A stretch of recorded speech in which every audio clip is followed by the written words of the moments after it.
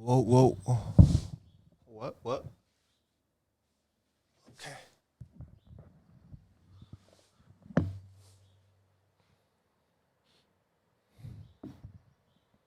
It's kind of too close to my face. And if you look at the setup, I'm right next to the window. And the window is open, so I'm between the window frame and the window. And in front of me, there's a microphone. And on the back, there's a chair supporting me. So I'm like cornered from all angle.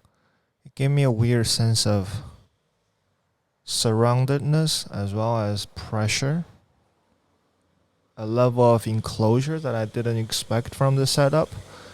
Also, a camera from that angle is like shooting me straight in the face. So, yeah, I feel pretty cornered, like quite literally. But, let's try the setup. I like it. I like the outdoor that is a little bit out there, and I'm kind of inside, sheltered. I can still smell the outside. I can sniff the fresh air out there. And you guys can hear a little bit of the street noise. I hope that comes through. This microphone might not pick it up because it's only gotta be supposed to pick up the sound that goes directly into it. But hopefully something comes through, like the traffic. It's kind of a busy street down there, so there's constant car going back and forth. I like this feeling. It gives me a sense of ease. I don't know why, but maybe we'll dig into it later. This morning I rode a bicycle here. Um, do it not so. I just started it maybe 2 days ago. I tried once or twice before. It takes me 40 minutes to come from my home to the office. If it's good traffic, if it's bad, like I'll go down. It will go up to 45 minutes, I think. And sometimes I get lost in the city too because I still haven't figured out what's the best route to get here. There's several different options, but none perfect. Thus far, I haven't found the perfect route. You always have to kind of get off the bike and go across the street or wait with a pedestrian or so the biggest thing is like the bike routes over here in the city of Tallinn is not complete yet. They're still expanding, they're still making more and more, which is honorable, which is great. But the lane are not complete. They're not totally linked up. So it's a network that has a lot of gaps in between.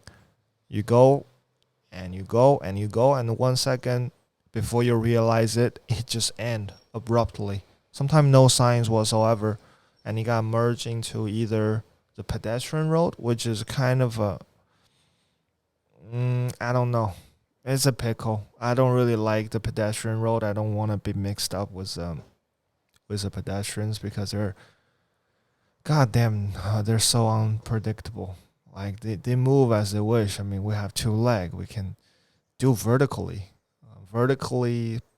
like horizontally, transversal. I don't know. They can go all directions, and you never know. Like literally, there are guys walking like they're in GTA, and they just do a sharp turn of 90 degree and start walking sideways. Freak me out, especially kids. Like I don't want to run them over. I'm riding this foldable bike, so it's not like imposing in size or anything, but it's chunky. It's really heavy, so it's like a little chubby little dude.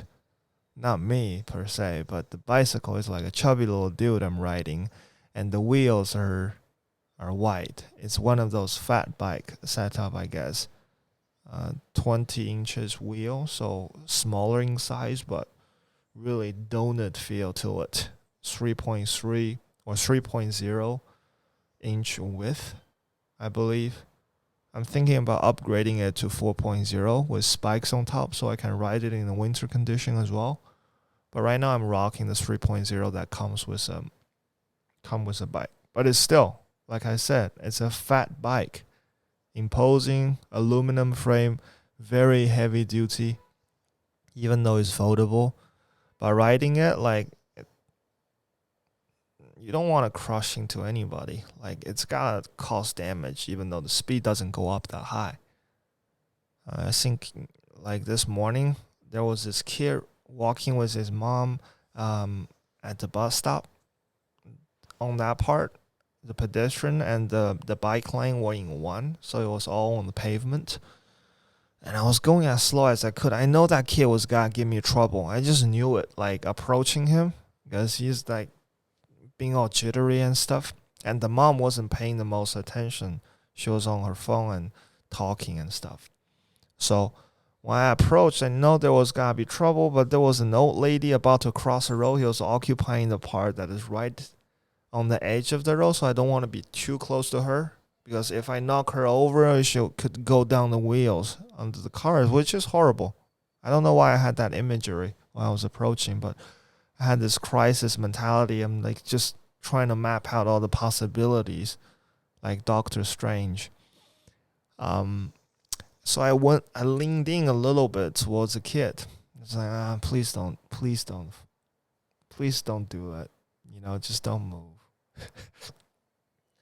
Well, you know what? He did move. And he did move like the most unfavorable direction. He turned around and started running towards me, like unpredictably. I don't know how he get like those agility, to be honest. Very athletic, if you may. Started running towards me, and I was like braking as hard as I could. And you make those squeaking sound.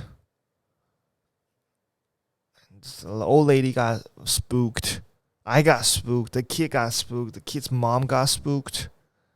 And I become the bad guy.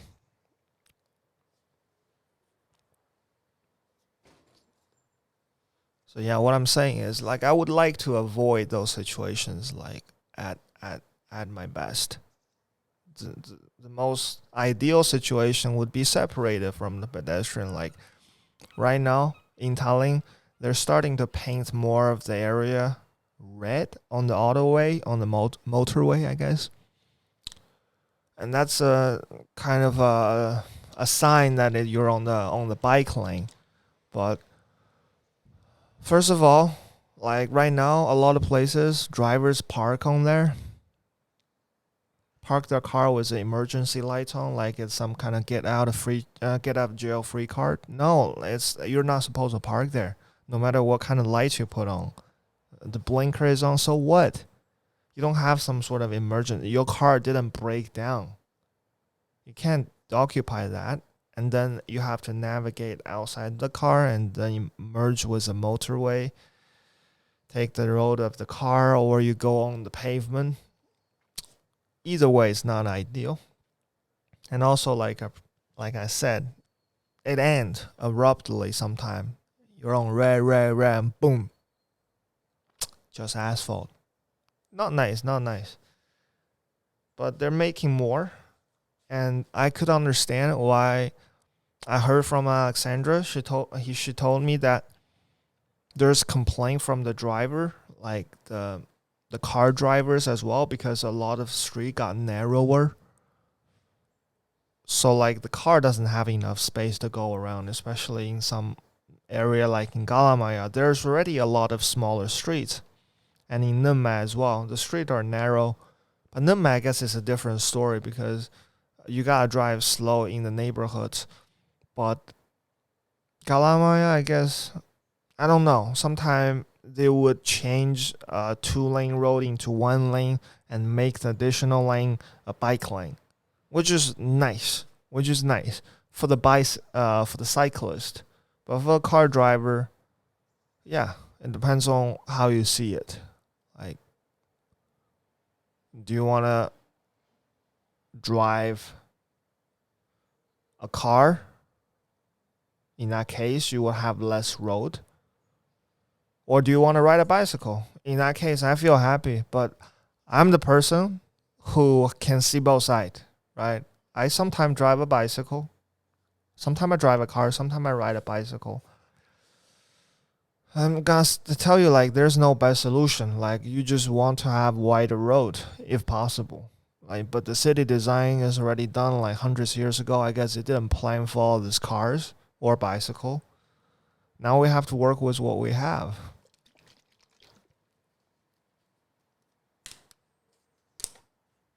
But my plan is to ride as much as possible. First, I paid a lot for the bicycle, and I'm getting laughed at by my by my girl. She's saying like this is not badass at all. Yeah, it's not a badass bike. If you see it, it's not imposing. Like I said, it's very fat, chubby. It's a little cute little bicycle that looks like kids would ride it. But I love it. So I try to ride it as much as possible. Last year I tried it because I got it in the winter. Not last year actually, earlier in this January, February this year. And it was snow on the ground. So the reason behind getting this bicycle was that I want to ride it as much as possible, even in the winter. And I also want it to be portable so I can carry it on my Honda Jazz, which, in case you don't know, it's a very tiny car. Very tiny car. A compact grandma car, grocery car that navigates easily in the city. So I want my bicycle to be able to fit in there and can do all terrains. I want to be riding the city. I want to go riding the nature as well. So I went out and looked for a foldable bike, well built, quality stuff, and also have fat tires so I can do all terrains.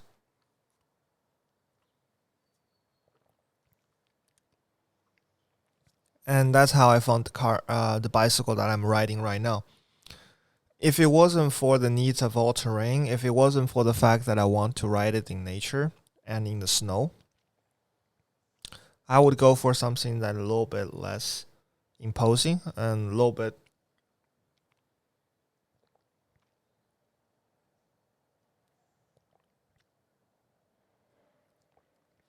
different. I was looking at this British folding bicycle brand called Brompton. I think it's a milestone, not a milestone, a hallmark. That's the word I'm looking for. That's a hallmark of good folding bicycle, at least a reputable one, popular one. Very elegant design. I love it. It fold up perfectly into this little square box shape, and you can take it supposedly everywhere as a hand luggage. I even saw a promo video that they made on YouTube, like one of this guy who traveled the world would even put it on the overhead cabin on an airplane. So that's how small it folds into, and it got 16-inch wheels, super tiny but capable because you can opt for a six gear version that give you more, I guess, options to ride. And there's 3 gear version and there's single gear version as well if you want that. It's just a little bit less expensive and also lighter to carry around. I think the weight for that one would be somewhere in 12 kilograms, over 10 kilograms. And if you want to use some fancy material like a lighter carbon fiber ones, I think you can opt for those. More expensive, but it will cut a little bit of a weight on the bicycle as well. That bicycle will cost you well over a thousand euro at least, 1500 euros, somewhere in that. And it was super hard to come by. There was this independent little like boutique bike shop I went to in Galamay area. They call Yorks, and really great guy. Two dudes over there helped me out. Like I was asking them if they have Brompton in stock. They're actually the only retailer in town. I asked them if they have anything, but no, they didn't. Because of COVID, like the demand for city bicycle urban commuters spiked up so much. Like they couldn't even make the bicycle as fast as they want. This Brompton thing specifically was in high demand. It's a UK brand, and they make it domestically in UK. So all the framing, at least the main body frame, is constructed in the UK. So they have limited resources to produce it produce it quickly. So yeah, like they didn't have any in stock, and I couldn't order one in a short time. So I was like, nah, I don't want to wait. That's the thing. Like, I just don't want to wait. If there's anything that I can do right away, I prefer to do it right away. So even though, like at that point, I had my eyes on Brompton, but I went out and bought this bicycle that I have right now. It's called Rad Power Bike, Rad Power Bike, and it's from, I'm gonna say, the Netherlands. Yeah, I'm gonna say the Netherlands. It's a bit cheaper, but yeah, way chunkier. Like this one weighs 30 kilos, I believe, with a battery. Oh yeah, another major difference is this one is electric, so you got pedal assist. Of course, you can turn it off, and then it's just a normal bicycle. But because you're carrying around a battery on board, it will cost you more energy to ride around if you don't use pedal assist. But yeah, with pedal assist, it's easier to ride around. It kind of counter out a lot of those resistance from the fat tire. So I like it. I put the PSI, the air pressure, a little bit lower than it's supposed to. So I got like a comfier ride in the city, and also it's like less likely to get a puncture on the tire. So far, I have rode this one 300 something, 320 kilometers in the city since I got it. I don't ride it a lot, but recently I started picking it up more and more, especially since I got the office in town right now. I try to come to the city with it more often. First, it's a good workout. It wake me up a lot because I wake up in the morning and I don't have the most energy. Previously, I was just like raw dogging it, trying to wake up as much as possible by just working right away. But it's not most ideal because my work in the morning mostly consists of writing a little bit and read a little bit to start the day off. But I find like those first hours, I can't really remember a lot. It's just a haze. When I fully wake up and I try to think about what I really read, I can't really recall that much. So that's a problem that can be easily solved with a little bit of exercise. Right now, the weather is already kind of cold in Tallinn. We're getting maybe 10 Celsius in the morning when I ride. And that wake me up, kind of like a cold shower. I'm not that crazy yet to do cold showers yet. But it wakes me up. 40 minutes wake me up quite well. And that's 40 minutes of cardio, even though it's not very intense. But it's still like mild cardio. So when I get here in the office, my body fully woke up. I can go for a shit and then come back totally refreshed inside out. And I'm ready to rock the world. Sit down, get my computer set up, do a little bit of writing, do a little bit of reading, check my emails, and the day start off smoothly. And on top of that, I guess there's another thing. It's kind of additional motivation is to see all the drivers stuck up in traffic, and I get to just on the bike lane. Super satisfying. This bicycle doesn't even go fast. See, like I believe there's a EU regulation that dictates that all power electric bicycle producer manufacturer have to set a speed limit, upper speed limit of 25 kilometer per hour.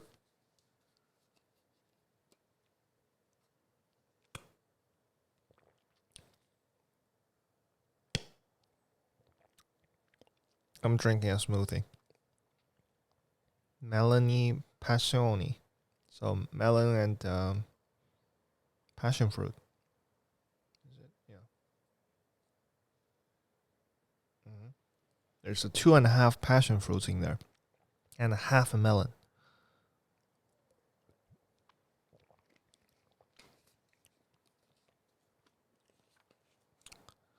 So, where was I?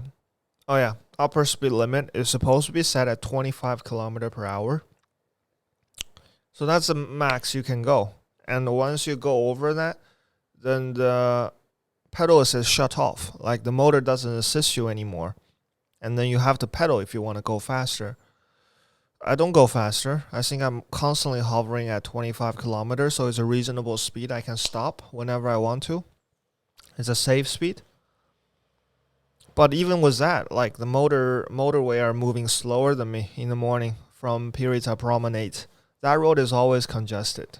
Like there's so many people going from that road. They have worked on it so many times, but I guess it has made it better, but not by a lot. At least from my experience, if you're going from Pirita side or VMC to the city center during the rush hour, let's say from 8 to 9, during that hour it's moving very slowly and you're going to have a heart attack. Not a heart attack, but you're going to feel bad stuck in there in the morning and you're grumpy, you're just waking up and you're sitting in there, kind of just wanting to go back to sleep. Yeah, granted, it's a bit cold out there next to the next to the sea. You can smell the seaweed rotting on the beach, and it doesn't smell the best. But now it's getting better and better because it's colder, and the wind is blowing really strongly. At least it wakes you up, so that's a good side of it. But yeah, I'm gonna try to do it as much as I can, even into the winter. But I'm not sure because it can be tough with snow. It can be tough. I'll look into if I can find some studded tires for the fat bike, but if I can, I probably won't do it if there is snow on the ground. So sudden change of topic just came to my head. I want to talk about involution. It's a word proposed by this anthropologist whose name I don't remember a while ago to describe what I don't remember. Okay? I didn't look into it. I knew there was a Wikipedia for it. If you're interested, go look it up. It's called involution as opposed to evolution. Evolution is more outward and involution is more inward. So thinking about things like collapsing into itself, like something like a supernova star, and then start to intensify, and then when more detail and nuanced and more specific, that kind of a feeling, instead of going outward and trying to evolve and develop, it involve involution, that kind of feel. Again, don't know the exact definition of it, but it's being referred a lot in the context of China as of right now, domestically by Chinese people. I don't think it's being discussed a lot outside of the country, but we translate it as 内卷, which is more or less the same kind of a very visualized picture of the concept. It's inward, is closing, folding up, that kind of a feel. And it's being used to describe a very specific social phenomenon of over competition in workspace or in school. Over competition and for what? For the excuse me. That's a smoothie. Over competition, excessive competition for the sake of the competition, not for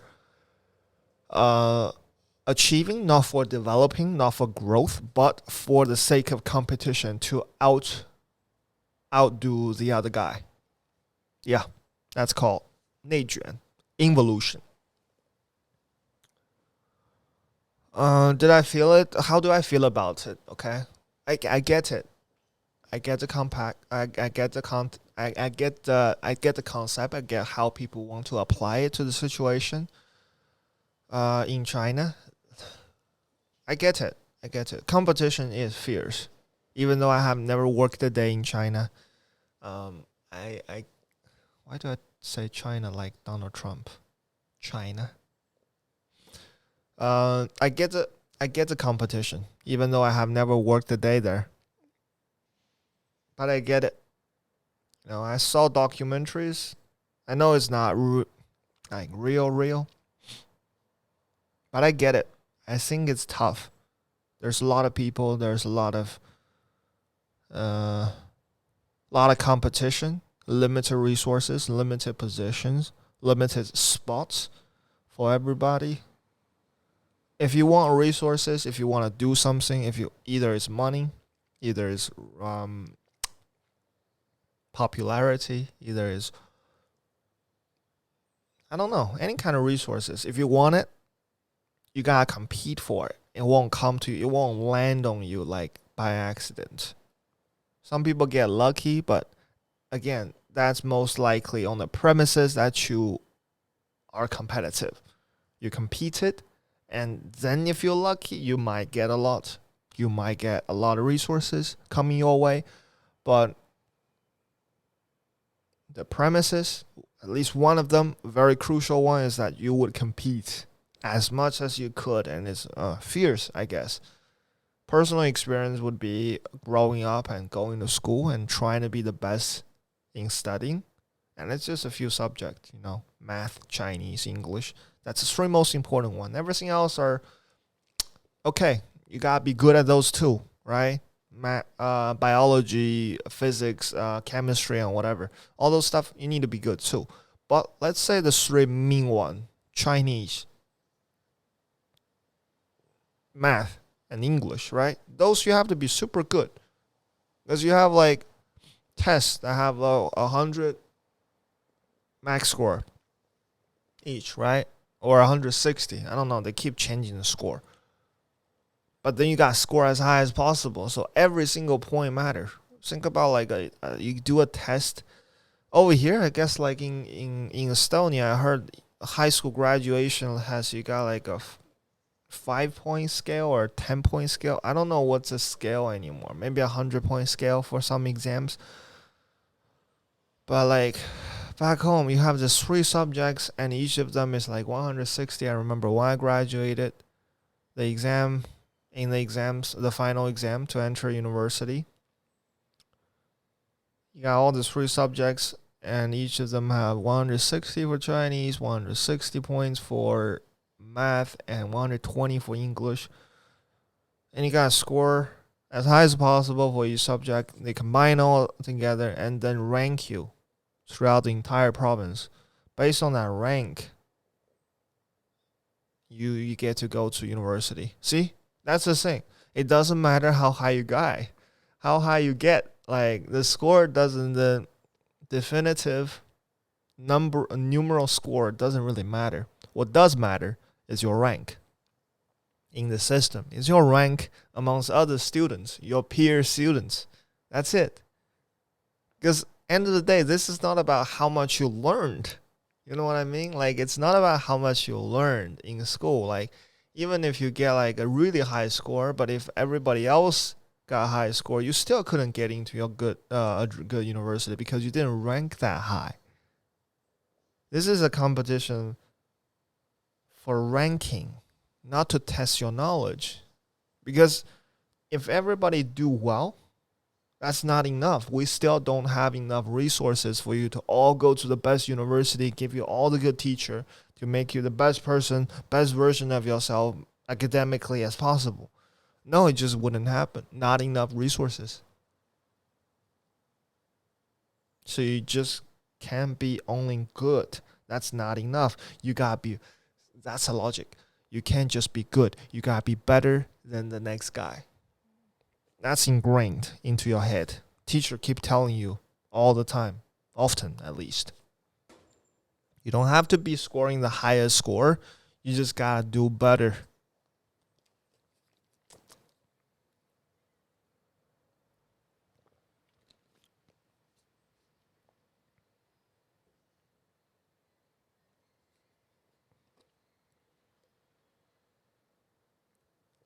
You just gotta do better.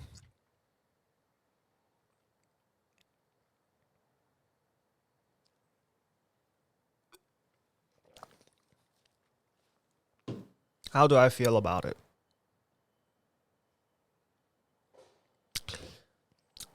See, first of all, this is not only. It's not only when I was going through it, right? This whole mentality, this system of competition. When I was going through it, I say it like I'm out of it, but Hear me out.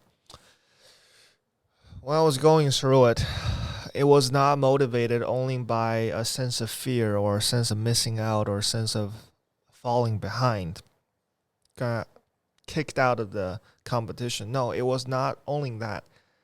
It's a multifaceted emotional complex with a lot of different things going on in your head, especially as a teenager kid. There's genuine moments that you have so much energy and you just want to do your best. It's that competitiveness that is inside of you. You just really want to do the best you can, right? I wasn't encouraged to do sport. I don't think any of my peer students were encouraged to do much sport. Our PE lessons are always the most overlooked subjects, and there was no exam for it in the final exam to enter university. It was only a thing for the athlete students, but for us, just normal students, nah, the PE wasn't a thing. I wasn't encouraged to do much sports. It was considered kind of like a waste of time. As long as you're staying healthy, you don't need more time to play balls. So yeah, with physical competition out of the picture, I feel like a lot of those like growing puberty energy have to go somewhere. You don't know what to do. You're not encouraged to go do sport. You're not encouraged to do have romantic relationships. Maybe that's a topic to talk next time. So all the energy you have, all the chaotic growth energy you have in your system, all this, testosterone and whatever that is booming inside, giving you, all these pimples and stuff. They're trying to get out. They're trying to release themselves. So you find an outlet. At least in my case, I found an outlet in studying and doing this kind of virtual competition. And I think that's one of the reasons a lot of kids went to play computer games in internet cafes, which was a thing, massive thing when I was, in school. They play World of Warcraft. I believe that was the name of it. World of Warcraft. And other competitive game, Counter Strikes, whatever. And it was their way, I guess. You gotta find a way to compete. Everybody wanted to compete sometimes, right? Maybe not all the time, but sometimes you do want to compete. So that's a genuine intention to compete. And then when you do win, there is a genuine sense of satisfaction attached to it as well. And then obviously there is fear. There is this constant pressure coming from the external world, from the parents, from this teacher, from everybody around you telling you, no, no, no, no, no, you used to be top 10, but now you're top 13. That's not good. That means if those three guys go ahead of you in the whole city, there might be 300 people going ahead of you. And in the whole province, there could be 3 million people ahead of you. You can't fall behind that much. You got to slide into the bottom of the society. That's not good, right? So that is a fear mongering. Fear, a satisfaction, accomplishment, and genuine sense of wanting to succeed, to compete, to win. All this are mixed together and they're oscillating all the time. Kind of like, you can't stop. You're caught in the process. All these emotions are motivating. They're all sides of the same thing. And I wouldn't even say that one is better than the other. I wouldn't even say one is like more positive, and it's not. Like, imagine if you're just being purely competitive, and then the teacher weren't there to kind of keep you on check or give you that pressure, or society doesn't even care. Parents doesn't give you any little nudge on the shoulder. I don't know. Would it be better? I don't know. Would it be better? What would I do? Would I go to the internet cafe? Maybe. Would I start a romantic relationship? Maybe. I don't know. What would you do? What would you want to do as a kid? I don't know. Maybe I'll develop an interest. Maybe I'll pick up YouTubing earlier. There's all kinds of possibilities I can't imagine. But I'm just saying, like, the status quo right now is this is not just pressure. This whole involution thing, this over competition, it seems very natural to me that it come to this point. And people say it as if it's like a bad phenomenon, but I'm saying, like, if you opt out, if you want to choose a different life, there's possibility. There's possibility.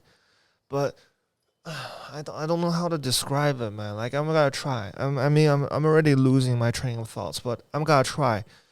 Like, when you like get this, how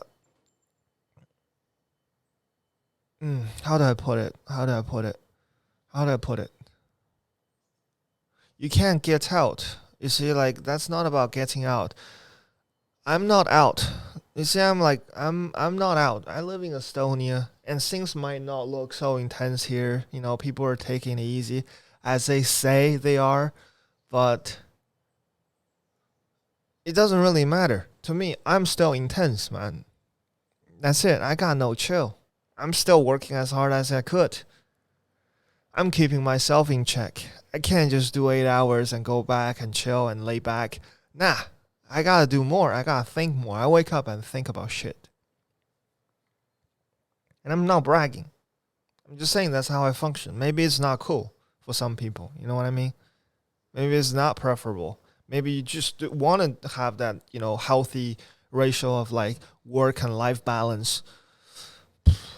Good for you. Like, if that's work for you, if you really feel that's the way you want to go for it. Like, I don't need that. Like, my healthy ratio of life and work is different from you, I guess. Like, I want to work a lot more. That gives me happiness. And I don't want to stop. I don't want to work less. I don't want to do 8 hours a day and go back and watch TV. Like, it's just not me.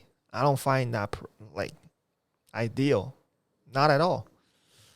So what I'm saying is, like, you can't get out of the game. At least I don't want to get out of the game. Like, I don't want to be out of the game. I want to be in the game. I still keep myself posted about whatever that's happening back home in China. I'm very trying to think. I'm aware of what's going on there, and I like it. No matter where I am, I want to be competitive, right? I want to be the most competitive I can. But the thing is what kind of competition do you want to be a part of? That you do have a choice, People keep saying that there's no choice, and like, if I go to work and his come on, my colleague are competitive, I gotta do it, otherwise I'm gonna be kicked. So get kicked out,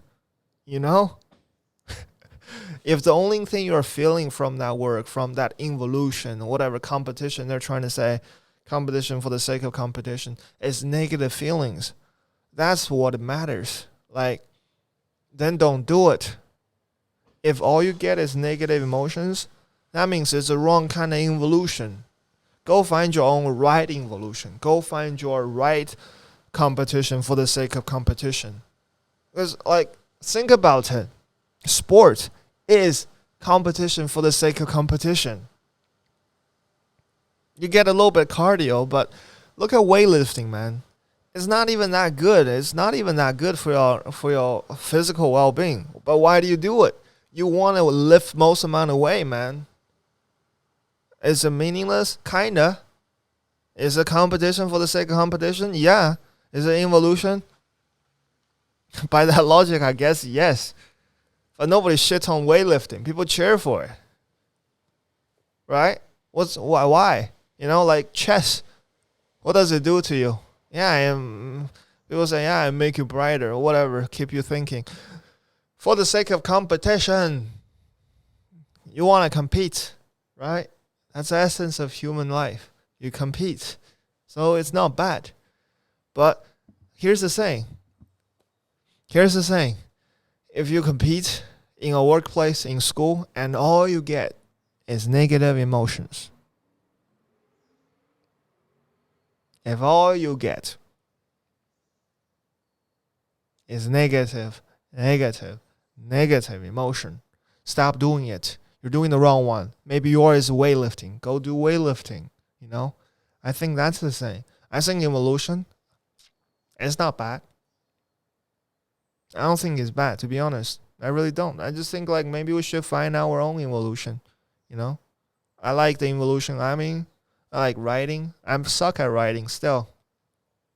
Man, like every day I wake up and I think about people who have wrote like books I really like. J.D. Salinger, Fitzgerald, Nietzsche, Kafka, Murakami, all those guys. They have accomplished so much. I feel competitive. Maybe I'm gonna keep writing. Maybe one day I get better. Maybe I don't.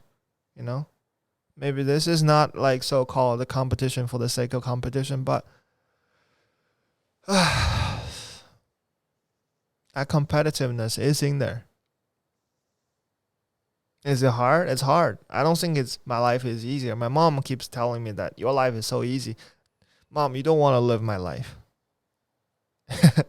No. It's just a different kind of struggle.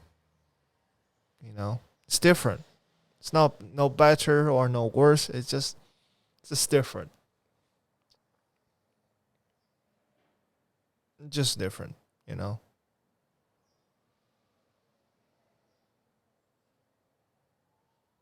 I think that is the thing that make me confident. I think that I chosen my competition. I chosen my competition. And I don't really care about much else,